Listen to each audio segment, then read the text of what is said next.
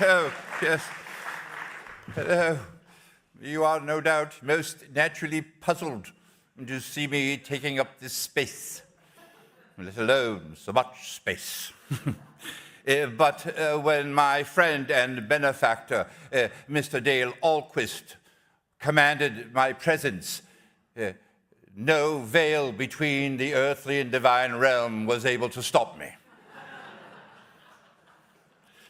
I have been summoned to speak to you tonight on this lecture.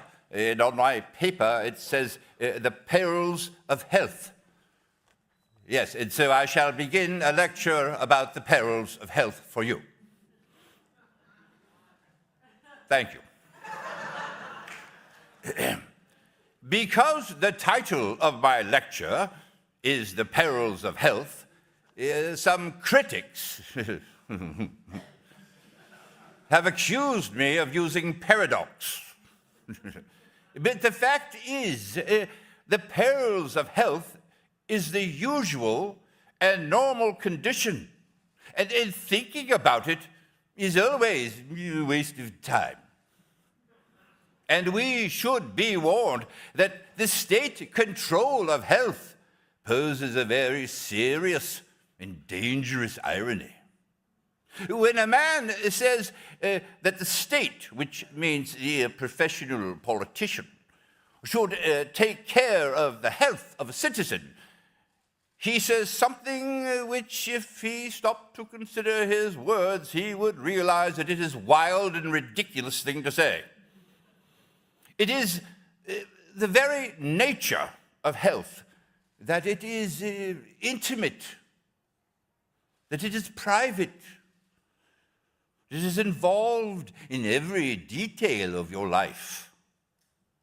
If you wish an official to take charge of the health of a citizen, well, I suppose it will be necessary for that official to be with that citizen day and night.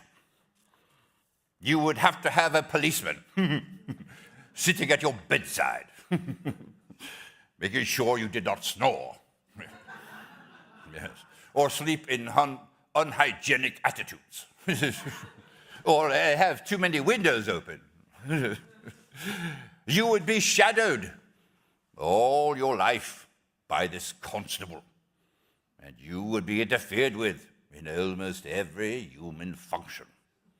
In other words, you would be exactly in the position of a lunatic, under the charge of a keeper. I have my own doubts as to who would be the lunatic. But there is a far deeper and more logical question here. It is, who is the sane man? For if the citizen were to have a keeper over him who is to watch the keeper who is also a citizen, it would end in a long procession of citizens following one another and each man looking after the one behind him in line.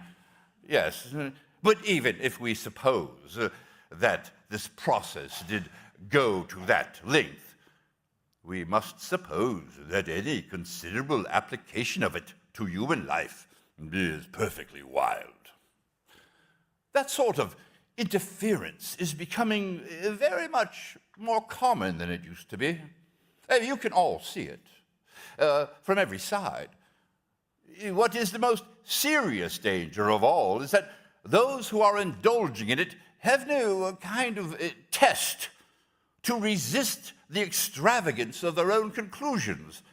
They have no ideals of liberty. They do not know by what principle men should be allowed to do this or that, or be prevented from doing what they can only watch and consider wise or unwise. You may watch for 1 3/4 of an hour, even down to the details of physicality, costume, gesture, and voice. If you have no fundamental conception of the rights of men to their souls or body, there is literally no limit to which this process could go. It has been said that doctors should be called the health advisor to the community. That is a phrase that is purely rhetorical. It seems to be many to substitute for thought, but it immediately disappears under the pressure of thought. I have the profoundest respect for doctors, but I will undertake to knock their heads off if they attempt to offer themselves as health advisors. That means that my health is to be under their control and their direction. The old case of vaccination. Yes. Thank you for being awake. You have obviously been vaccinated. Well, the old case for vaccination, it was a desperate remedy to avert a dangerous crisis, a savior designed to release a people from a siege of disease. I don't know whether it worked or not, except for this gentleman here. But that was the theory. But it is much more than that now. Its proponents have extended it, have attenuated it over the entire field of medicine. They have lost their original grip on it in a manner that amounts to anarchy. And anarchy takes hold of the seats of authority when the force of the state does not know how or where to stop imposing and extending that force. Only you would notice, dear.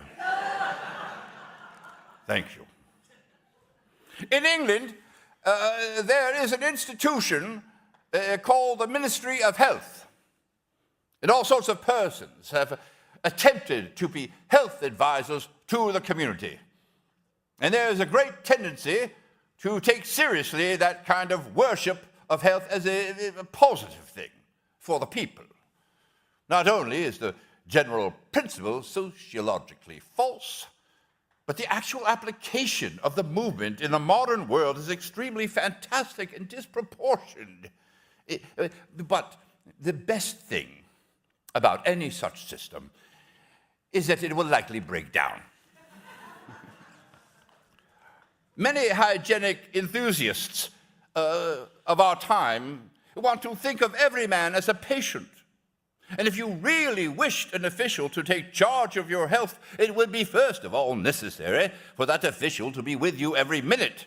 But then it would be necessary for someone to watch the official. The only good quality of such a scheme in the state of health control is that they are generally inefficient. If they could be carried out, life would be more intolerable than it ever was under any system of slavery. And I am quite sure that if this present process of state health control goes on, it will turn into making the whole community nothing more than a lunatic asylum.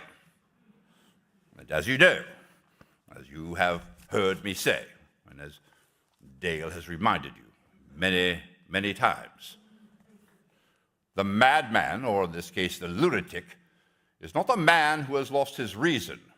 The lunatic is the man who has lost everything but his reason.